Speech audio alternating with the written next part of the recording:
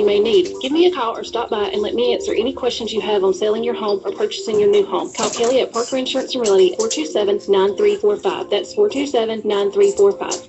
This is Sammy Dixon at the all-new Mike Birch Ford in Blackshear. If you haven't had a chance to come see our new state-of-the-art showroom, then there's no better time than right now. While you're here, take advantage of huge savings on new Ford trucks. Get more than $10,000 off from select new F-150s while they last. You must hurry. They're going fast. Over $10,000 off on the best-selling truck in America for 39 straight years. You can also take advantage of money-saving, low interest rates on new and certified pre-owned vehicles. Our new bigger showroom means more inventory, and that means bigger savings for you. Come to the house at Good Serviceville and buy from Mike Birch Ford, and we'll give you 5 free oil changes following 36,000-mile bumper-to-bumper warranty. If you're looking for an incredible deal on a new or pre-owned vehicle from the dealer who has always put you first, stop the search. Call the all-new Mike Birch Ford in Blackshear. This is Sammy Dixon saying thank you. Thank you very much for your business. Are you thinking of selling your home or business? Hi, I'm Gloria, and as a realtor, I know that getting rid of the clutter in your home is one of the best ways to help sell your house quickly. At Jessup Premium Storage, our family-owned company provides a convenient and secure building for all of your storage needs. We now offer outdoor covered parking for that antique car, boat, or RV. Due to our recent expansion, we offer units that range in size from as small as a bedroom closet to as big as a one-car garage. All of our units are inside and climate controlled with 24-hour access and security. Our leases run month to month, so you're not locked into a long-term commitment, giving you the flexibility to move your belongings out the minute you purchase your new home. Stop by today or give us a call, 530-8003. That's 530-8003. Jessup Premium Storage. The cool, clean, and secure. And good morning. You're listening to WIFO-FM in Jessup, 105.5 on your FM dial. Good morning. Butch here with you 1 minute after 8 o'clock on this Wednesday morning, the 20th of April. We're going to have partly sunny skies today, partly sunny skies high today near 82. The Omaha River levels at 10 feet and falling. Currently here in southeast Georgia, we have 52 degrees. It is now time for the world-famous Butch and Bob Show, brought to you by Parker Insurance and Realty on Macon Street in downtown Jessup, Jessup Premium Storage out here in the Waycross Highway, and by Mike Birch Ford in Blackshear. And Bob, we got several guests in with us this morning. Yep, I understand there's a big banquet this weekend. It's a turkey banquet, right? Yes, sir. Introduce yourself. Come on the air. My name's R.J. Aldridge. I'm the chairman of the Flatwood Gobblers chapter here in Jessup. R.J.? Yes, sir. Aldridge? You're Lee's protege? I don't know about protege. So the National Wild Turkey Federation's got a big banquet coming up. This is their annual banquet, right? Yes, it's our Hunting Heritage Banquet. It's our big banquet of the year. Okay, and it's going to be held when? Saturday, April 23rd at 6 p.m. at Unity Church of God Gymnasium. Okay, at 6 o'clock at Unity Church of God Gymnasium. And it's been held there for the past several years, hasn't it? Yes, it has. We really like using that facility, and they've been very helpful in allowing us to be able to do it there, so that's where we like to have it. Okay. And who will be catering the event that evening? Sybil's will be doing the food again this year. All right. So everybody, you know the food's going to be great. With Sybil's Family Restaurant catering for the National Wild Turkey Federation banquet coming up this coming Saturday at 6 p.m. at Unity Church of God. And tell us the format this year. What's going to happen when people walk in the door and throughout the evening? Pretty much like same as we normally do. We'll be selling tickets for some raffle items, guns, and coolers and different prizes. We will also have a live auction and a silent auction going on as well during the banquet time. Okay. And, as the night goes on, we'll be presenting those items out and then getting the prizes for the auction items up. Okay. Now, RJ, I know you can't do all this yourself. Who's part of your inner circle, your committee here? My backup or right-hand person right now is Caleb Popple. He's on the committee with me, and then we have a group of high school students that come and help us as well, and one of which is here with us, Lexi Beaver. Okay. All right. Let's move the mic all the way over to Lexi. Lexi, good morning. How are you? Good morning. I'm good. How are you? Fine. Are you a senior at the high school? Yes, sir. Okay. Now, how long have you been involved with the National Wild Turkey Federation? I've been involved with the National Wild Turkey Federation for 4 years, and I've been the student leader for 2. Okay. And so why did you get involved with this? What's going on, and why you decided to get involved with the banquet and the National Wild Turkey Federation? The former student leader asked me to get involved so when she graduated that I could take her spot as the leader. And my dad hunts a lot, and so he really enjoyed me being in a federation like this. Oh, okay. And apparently you've enjoyed it since you've been in there for 4 years, right? Yes, sir. I actually killed my first deer this year too with being involved with it. So you get the blood smeared on you? Yes, sir. All right. So you got your first deer this year. Have you gotten turkeys yet already? I haven't even been turkey hunting. You've never been turkey hunting, huh? No, sir. All right. So what will you be doing, and along with the other high school students there at the banquet on Saturday? We always help out with the games that are being played, and we go around and sell the raffle tickets, and also we help out with the silent auction, or the live auction. The live auction. Yes, okay, sir. now tell us about the games. What are the games? We have, the one I usually help out with is Plinko, where you drop a little quarter thing into a maze, and then whichever slot it lands on, that's how many tickets you get. Okay, so how much does it cost to play a game? I think like $20 maybe. To play the games? Yeah. Okay. Yeah. To play the games, Okay, and you have a chance to win all those different prizes. You can Basically, win, what you win can win more- up more to tickets. 20 tickets. Yes. All right, so you win more tickets when you play the games. Yes, sir. It increases your chance of winning the drawings, right? Yes, sir. And so you got several different games, and anybody can play those, right? Yes, sir. Okay, and they're very simple, easy games. You fork over the money and you play the games, and you get more tickets for the drawings. And what's going to be given away with the drawings? All kinds of prizes, or what? Well, of course, we're going to have some guns. There will be some prizes. I know that we're supposed to have at least one about 65 quart cooler there. Okay. There will be some other prizes. So lots of prizes for the stuff. general raffle. So people are winning tickets to win more items in the general raffle. Okay, of course, you got the silent auction, and basically that's whoever wants to pay the most money. And then the same thing with the live auction. With the general raffle, the more tickets you have, when they call out your number, you can have a whole spread of tickets in front of you, and you have a chance to win more tickets by playing these games. How many games are there, Lexi? I think there's about 2 or 3. Okay. Different games for folks to play. Yes, sir. Okay. Introduce your cohort here. This is Caleb Popple. Caleb. Yes, so sir. So you're the right-hand man? Yes, sir. All right. Tell us your involvement with the National Wild Turkey Federation. Well, my name is Caleb Popple. I'm the co-chairman of the National Wild Turkey Federation. I've been a part of the National Wild Turkey Federation since I was probably a freshman in high school, so that's been 7 years now. Okay. So what are you doing these days? I work and I go to school, studying nursing. Okay, Yes, good. Studying All right. nursing. Right in front of me is I just got a little bit of the guns that'll be at the banquet. We got a Benelli Supernova 12 gauge is in the camo pattern. Mm-hmm. We got a Ruger American 7mm 08. We've also got a Henry Golden Boy 22 mag. We got a Ruger AR 5.56, a Benelli Montefeltro 12 gauge, and that's our gun of the year this year. And we also got a Ruger 243 American. Okay. All right. So lots of good guns for this year's National Wild Turkey Federation. The tickets available in advance somewhere? Yes, sir. Yes, sir. Any committee member. Right, committee members have them, or I have a bunch of them at my office at Harrison Company PC. Okay. At Harrison Company PC or any member anywhere else? Just those places, right? Right. All right. From the members and from Harrison Company PC right there at the intersection of Broad Street and Orange Street. Okay. And when you get to the door, you can also buy general raffle tickets, the gun tickets, anything that's on the auction, or if you see on the general raffle, you can buy tickets for. So, all right. And how much are tickets? General raffle are 100, and guns are 120. Okay. All right. So National Wild Turkey Federation, their annual Hunting Heritage Banquet coming up this Saturday. It's going to be held at Unity Church of God Gym. Go ahead and get your ticket. It's always a very well-attended event. Lots of great items for you to be able to bid on, both silent auction and live auction, and a bunch of door prizes to be handed out by just drawing tickets and you matching up your numbers. Yes, sir. All right. And a meal by Sybil's. So it calls for a great evening, doesn't it? Yes, sir. Do you have folks come in from the National Wild Turkey Federation from Edgefield, South Carolina, come in, or? We have our region Our regional director will be. He'll be there also. He's always there with us to help us put on the banquet. Okay. What else would you like to say about the banquet?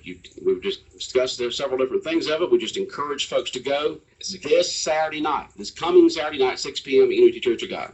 It's a good time. It's a family oriented.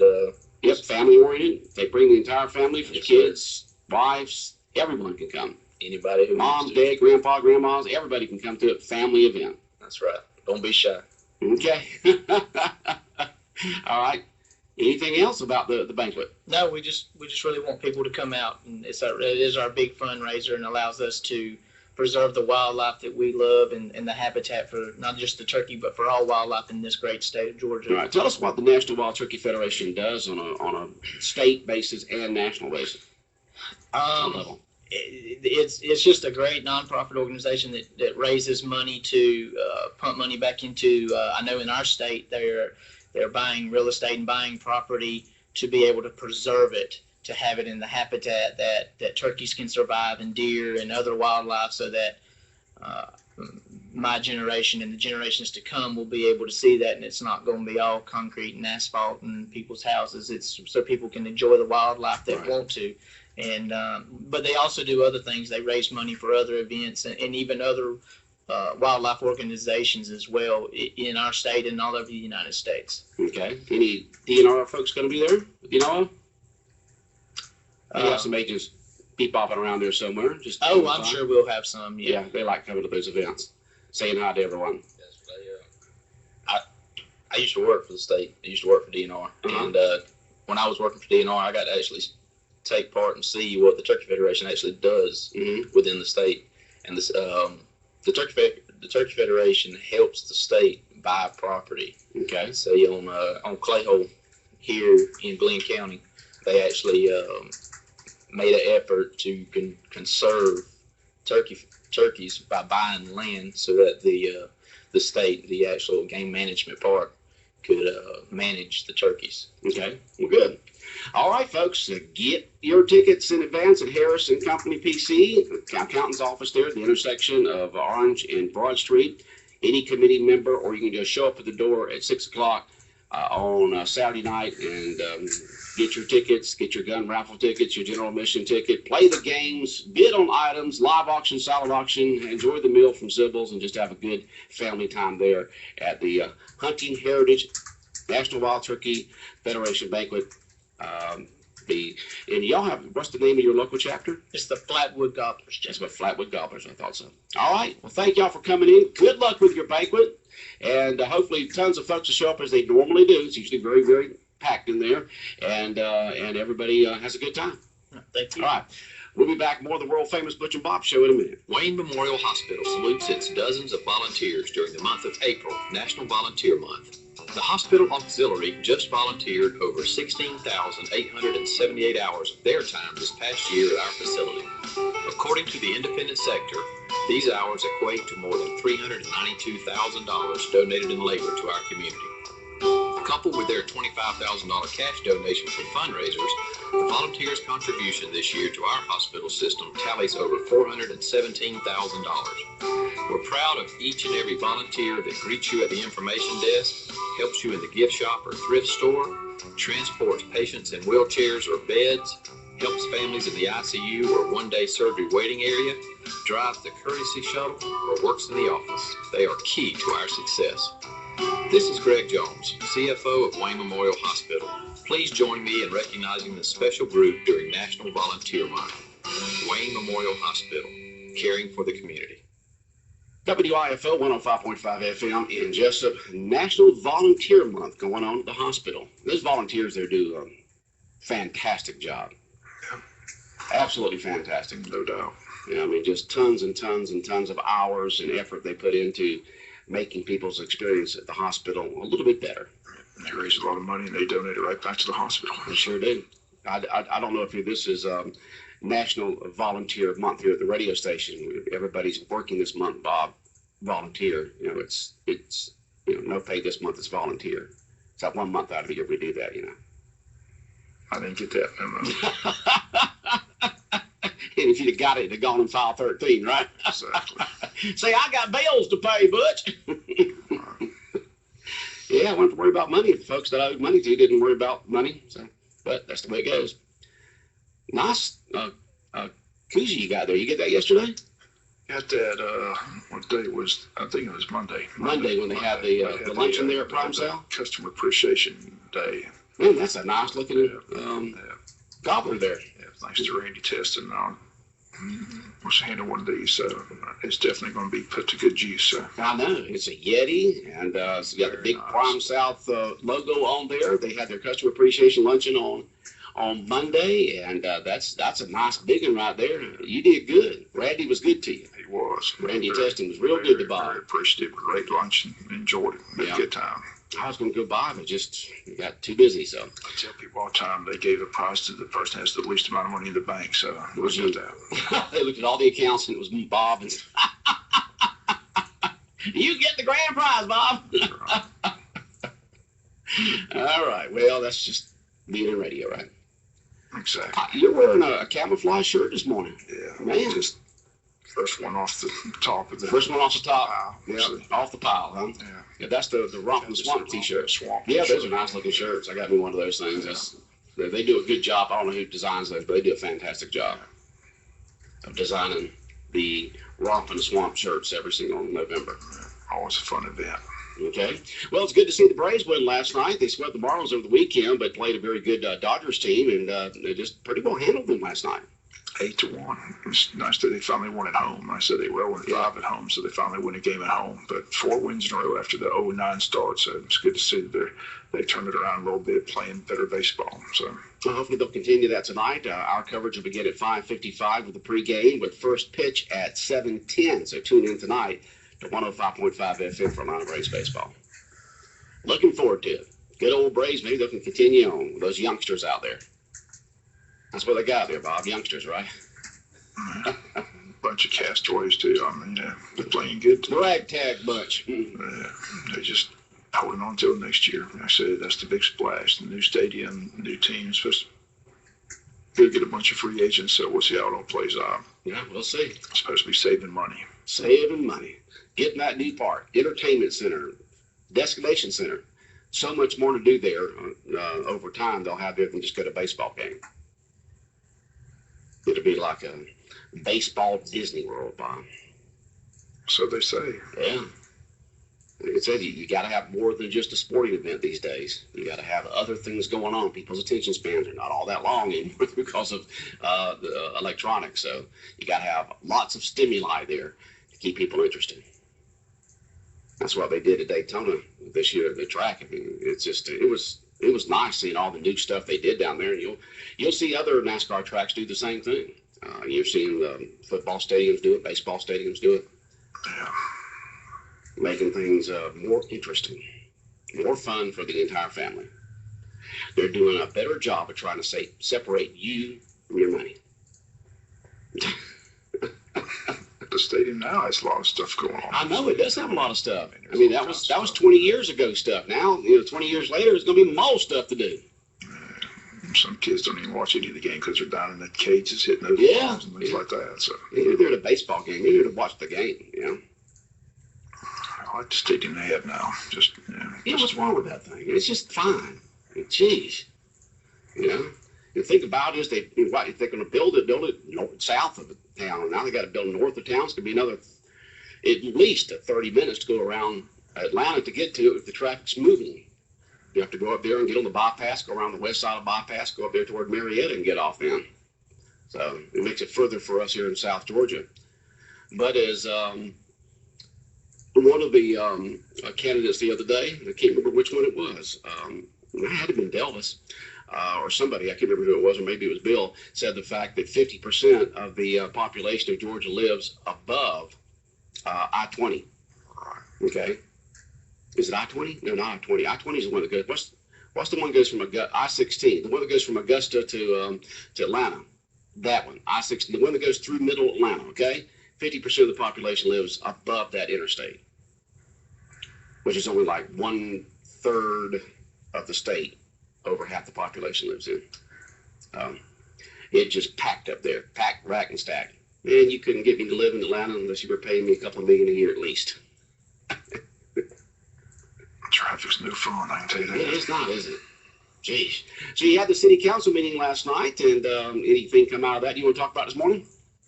Short and sweet, which I appreciate. That's I all. appreciate that. Short and sweet. Short and sweet. I said they're talking about, they passed the first reading of the ordinance. They're going to go from 2 meetings to 1 meeting, and then today talked about possibly having staggered terms. A lot of people had that idea. It's not good to have a full board just replaced at one time. But I've seen over the years it happens occasionally. It doesn't happen all the time, but not like the school board. Usually we don't have it in the city council. Vicar Harvey mentioned that he's still learning. He said there's like a learning curve. You don't really know what's going on. You don't really feel comfortable until you get in there a year and a half. So it's not good to replace the entire board at one time with a bunch of new people coming in and not really knowing how to run a city, what to do. So they're talking about staggered terms, but big thing, of course, is going to be the cost. If you have staggered terms, you have to have an election every 2 years. It's $20,000 an election for the city of Jessup, which was trying to hold back taxes, things like that. So it always, as we've said, it always comes down to the money. So it sounds like a good idea. The question is it financially feasible to have an election every 2 years instead of every 4 years? And also, would you have the interest in it? We've seen what happened this last time where you only had one person running. If you only had 2 or 3 running, would that, because there's 5 people in there, right?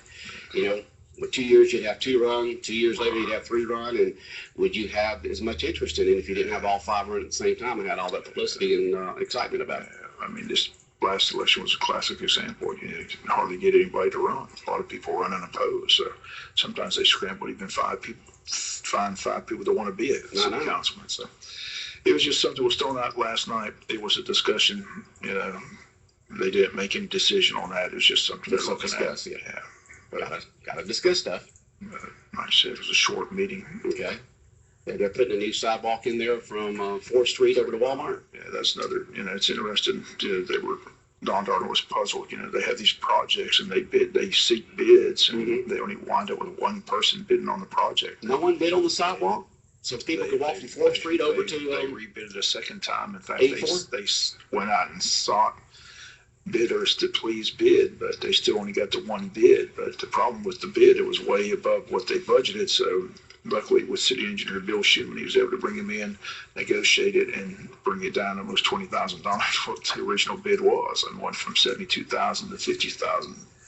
Or $72,000, $52,000, still $2,000 over the budgeted price, but they're going to use contingency funds or SPLOST money or something like that. But they're just perplexed that they have these projects, they have this work out there for people to do, and they can't get anybody to bid on the projects. Well, they can show you that things are better now. About 2009, 10, you would have had 20 companies because there were nothing going on construction-wise. Now there's a little bit more, so I guess a lot of companies out there do not want that small of a project, but you seem like there'd be some small concrete companies out there that would like to do that. They were just perplexed on why the one company bid. I know. Isn't that something? You're talking about $50,000 job there. Yeah, Don Darden thought it was a conspiracy. He thinks all these companies are in cahoots, and you go ahead and bid that project, and you get that. You think these guys meet behind closed doors and say, all right, let's keep these estimates high? That was the opinion of Don Darden. That was his theory last night. He just thought that there was something funny about the fact that only one person bid on the project. You never can tell, Bob. You never can tell. It'd be amazing to me they could all get along like that, though. But you never can tell. Well, Trump went big in his backyard last night. Yeah, took New York by a landslide. Very big. Cruz came in 3rd, way down there. Got no delegates from New York, so. And then Hillary won big in her home state also. It's still amazing to me that you watch these shows and these talking heads, and Trump is obviously the person getting the most votes. He's the one who's energized everybody out to vote. It's a movement, and there's still people that get on TV and say, well, the Republican Party just doesn't want him, and he doesn't get the number of delegates needed. They're gonna have riots in Cleveland if they, like I said, majority of people want the person who's getting the most votes to be the nominee. That's the way it should be. That's the way you'd think it would be. He's the nominee. That's who the people want. And then how can the Republican Party deny him that? They do. It's just going to be There won't be so like one person said last night, there won't be a Republican Party. It'll be the destruction of the Republican Party. I mean, if this is the candidate that everybody wants, it's the person they're voting for. He has the majority of the delegates. He should get the nomination. So, and I still want to see him and Hillary. Like I said, I still see that's going to be must-see TV. So Hillary and Trump debating. Huh? But it's just amazing just watch the entire process. The common theme is people are tired of established politicians. They want an outsider. That was the question was asked on the outside polling in New York. 85% of the people who answered the question, they don't want anybody that had anything to do with politics in Washington, D.C. So why they don't understand that message, I mean, that message is loud and clear. It doesn't matter what Trump says, what he does. He's the outsider. He's the one who's energized I mean, some of these states, more people vote in the states than they've ever voted ever. So I don't see how they're going to be able to deny him. It looks like it's a clear cut. They said it last night. It's definitely Hillary on the Democratic side, Trump on the Republican side, and we'll see how it plays out. Well, Trump has begun negotiating most all his adult life because of, if you read his book, he's got several business books out there like The Art of the Deal and stuff like that. He knows good and well that, he becomes the nominee, that he'll have to get with the party leaders, and they will.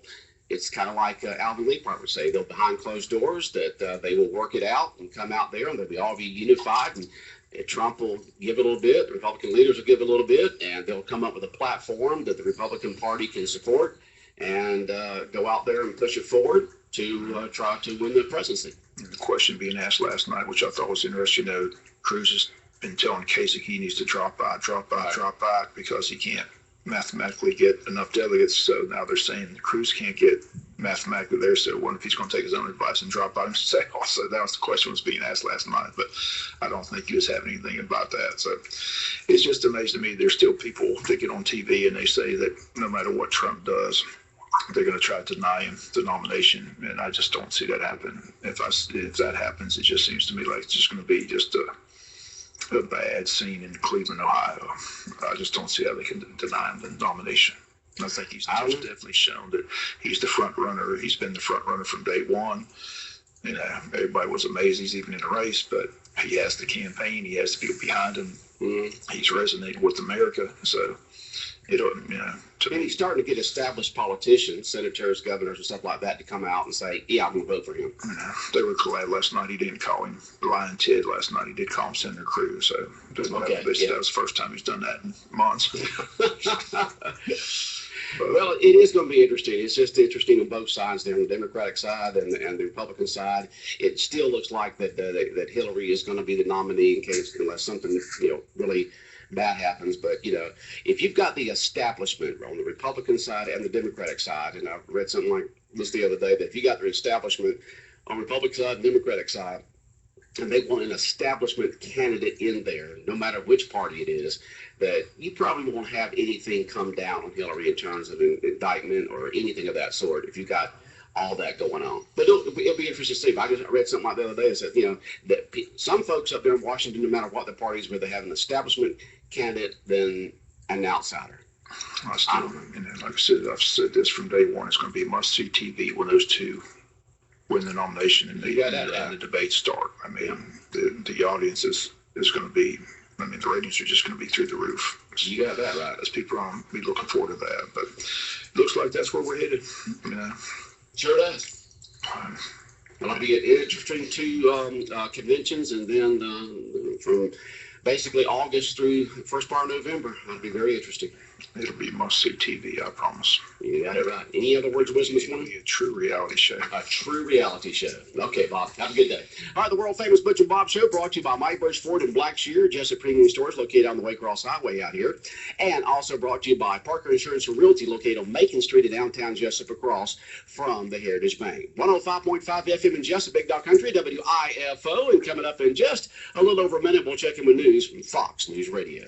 Spring Black Friday savings are here with America's Appliance Experts at your local Sears hometown store in Jessup. Thursday, April 21st through Saturday, April 23rd. Find spectacular savings with 40% off all Kenmore Elite Laundry, 30% off all Kenmore Laundry, 30% or more off kitchen appliance store busters, and up to 25% all other appliances. Don't miss this chance to save. For all of the top 10 brands, best-in-class knowledge, friendly service, and lowest prices guaranteed. Visit America's Appliance Experts at your Sears hometown store in Jessup today. Sears hometown store.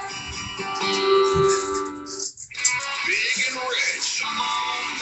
Slide at 4 p.m. Saturday, April.